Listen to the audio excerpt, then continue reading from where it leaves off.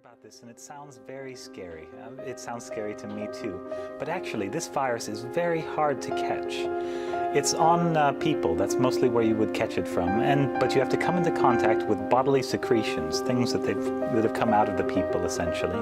And then you more or less have to pick the virus up and accidentally rub it into an eye or in your mouth or something like that. You say easy, but 672 people have already died.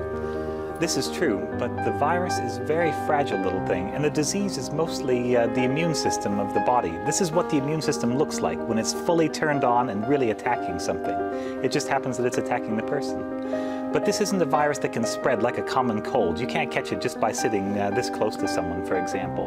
You have to actually have direct contact with those fluids. It starts out like a cold, but then you would have little white blood cells running around your bloodstream, and these are like the policemen. They come in and they catch the virus and they shut it down. In this case, however, the virus sort of sticks to those, and policemen sometimes carry guns in other parts of the world anyway.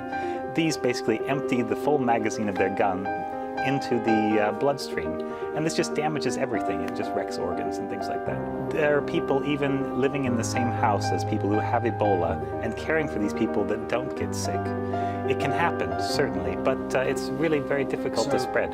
Your verdict on how likely it is to come to the UK, I mean, what the splash in the Daily Telegraph this morning is it could be coming here to the UK. The prospects of that are what? Eventually it may. In your view? In percentage terms, eventually it'll happen. Ebola is out there, and Ebola is going to keep coming back into humans about every 2 years. But so far, the people at the border have managed to shut down all the diseases like this when they come into the UK, and they'll do it again, I think. Well, what we're focusing on as a country is taking action right across the board to deal with this problem at source.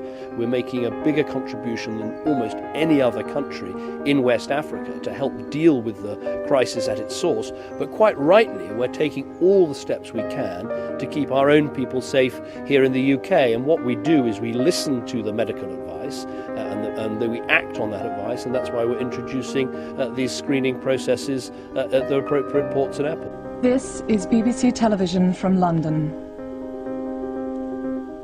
Normal programming has been suspended.